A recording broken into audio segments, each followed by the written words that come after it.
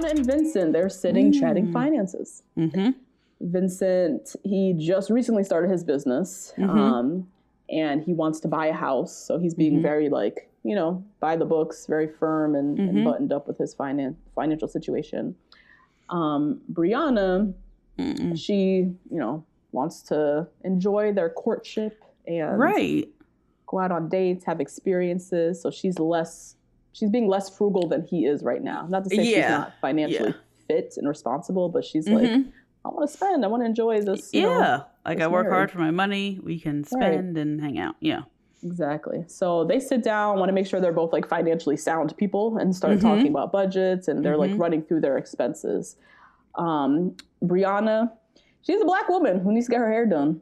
Hello? She's got to get waxed. She's got to I don't know about that, but yep. Yeah. $450 on personal maintenance, which that's like a lot to people, but braids does cost sometimes $200. Oh, that's low. I would say $200. You pay more than that? Oh, yeah. This costs. But I also get my hair done in less than 3 hours every time. Okay.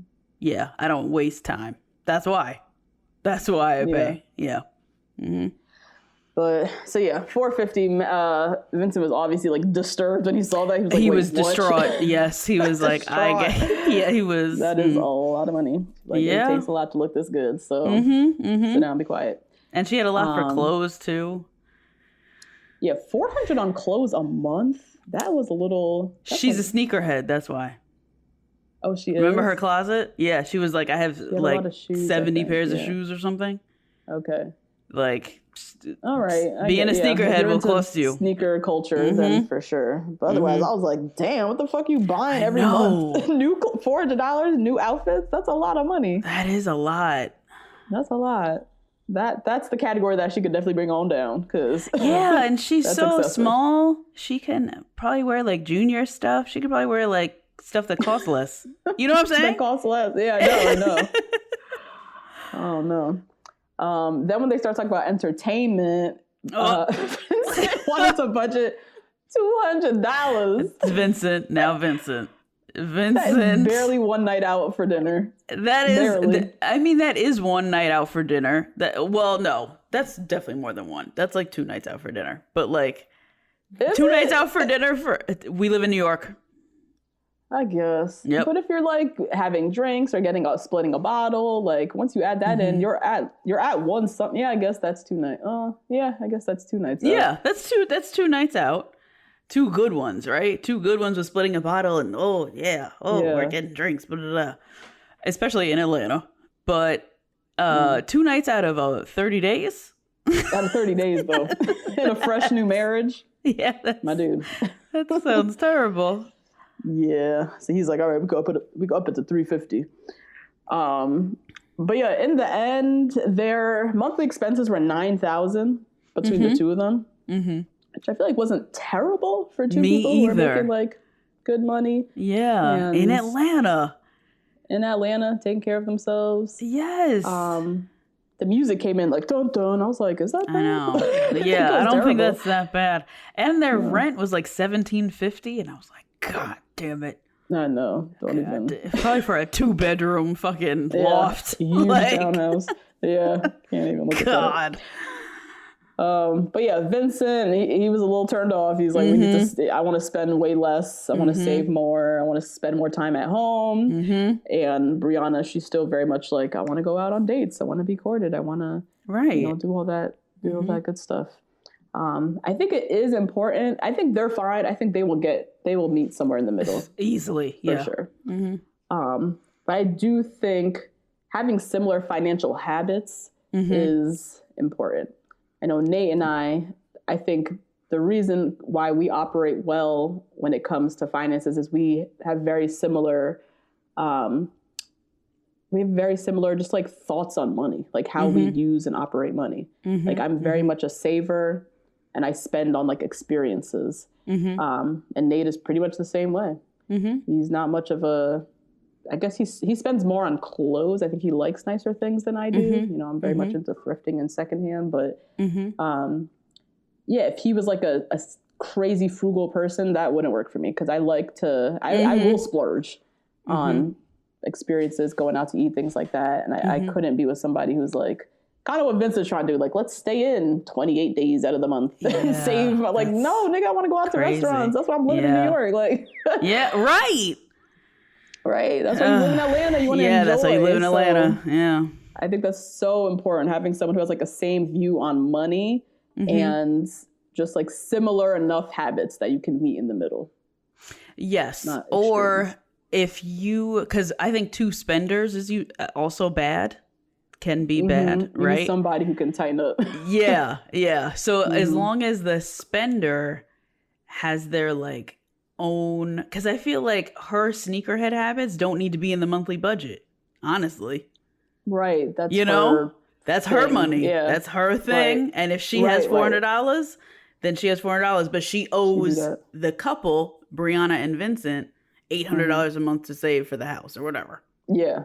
You gotta meet those requirements if you still want to buy sneakers like this. Yeah. Yeah. So I feel like that's also where you could have some like compromise. Because it's, if you don't happen to have two savers, I think that's fine.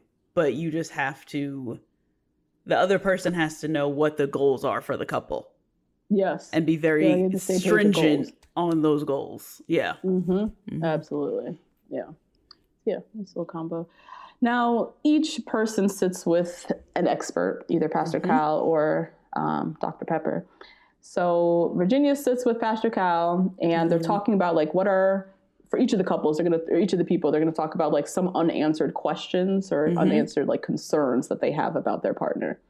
So for Virginia, the first thing she brings up is how Eric made a very like a hard line that if she doesn't want kids, he's done. He's out. And so she has questions about that, because she's like, I've expressed fears of being pregnant. I've expressed fears about being a bad mom. She talks about, I'm glad she's in therapy, because she's processing and dealing with a lot of stuff as she's going through this marriage with Eric.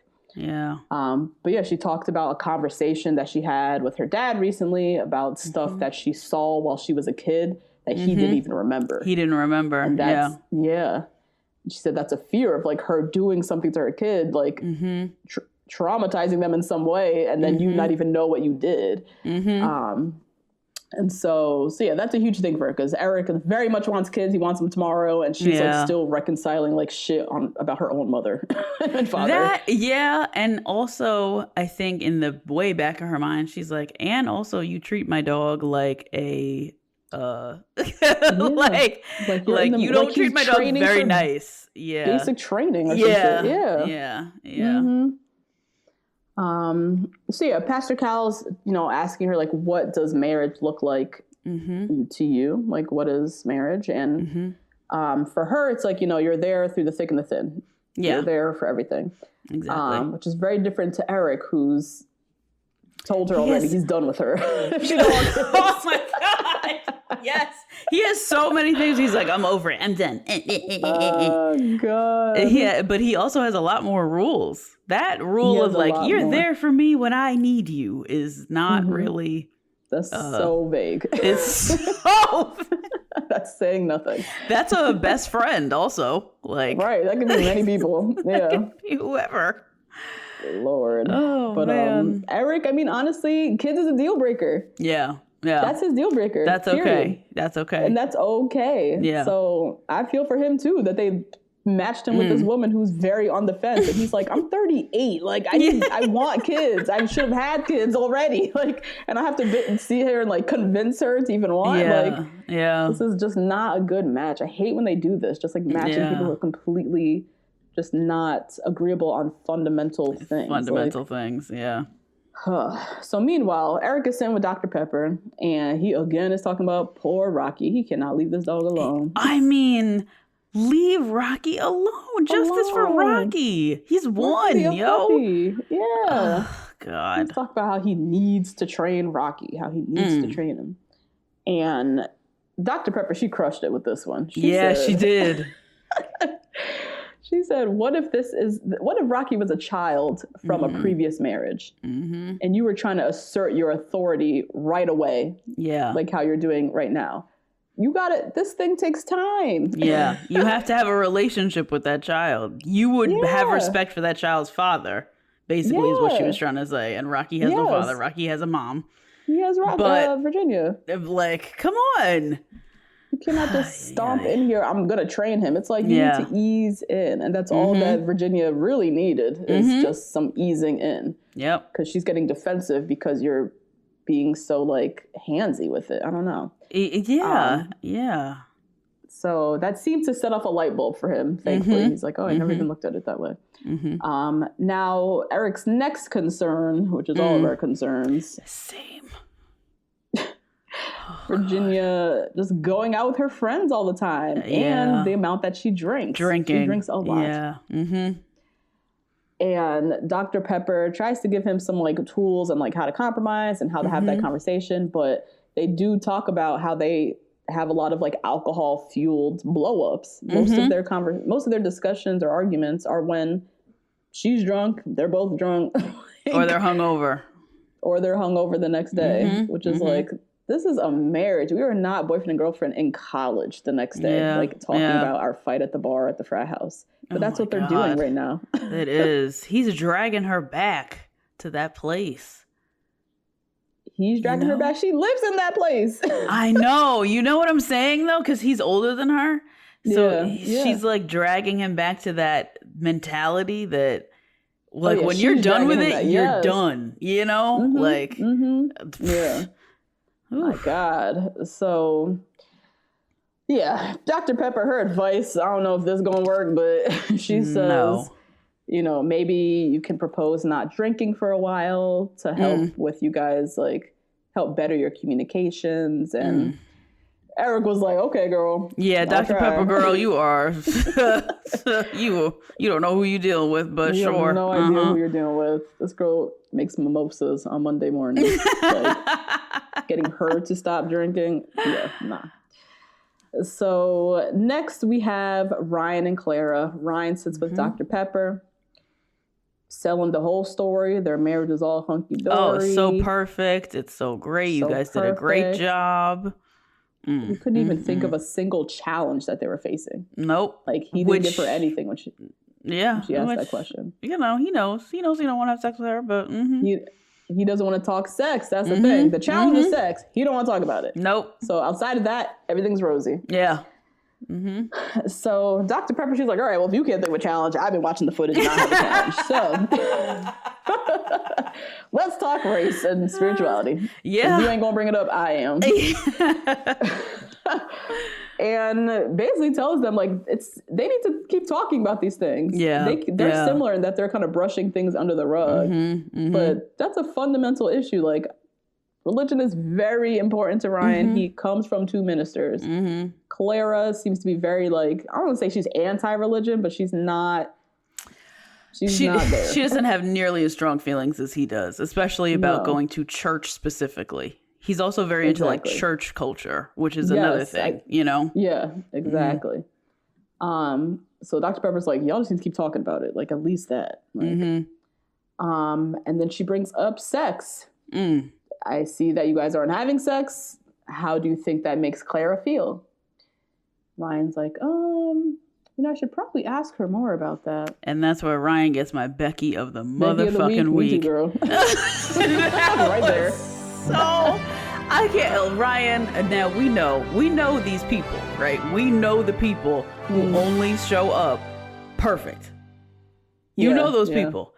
Your lives will get. Your lives will get twisted up into lies real fast. And this is where you get twisted up in that lie. Because you are sitting here really saying everything's perfect. Everything's great. He expected that to be a 2-minute conversation. Did not prepare not one single, like, oh, we've talked about it off camera and this, that, and whatever. Nothing. Right. Nothing. Not even that. Yeah. Nope. I should probably ask her more about that. That's his way of kind of just like trying to dead the conversation. Yes. Yep. That's it. Jesus. So Dr. Pepper's like, yeah, it's probably a bigger elephant in the room than you know. We don't want to show you this footage. Homegirl ain't. Yeah, exactly. but you probably want to talk to her about it because it's not looking good. And then also just like the fact that he's saying that they haven't talked about it, which I feel like they probably are having conversations off camera and he just doesn't want to talk about it. Yeah. But if it is true that he's literally not checking in with her at all about the sex thing and he just kind of put his foot down and they're done, that's like wild that he's not at all like checking in with her needs as a wife, her emotional needs, physical, like he just full on is like, we're not having sex and like moving on. Until I'm ready. Back and be like, you good? You all right? Like, so I really hope that's not the case and that they are having some conversations off camera, but I don't know. So Clara, she sits with Pastor Cal. Same thing. Our relationship's a 10 out of 10. 10 out of 10. I can't believe it.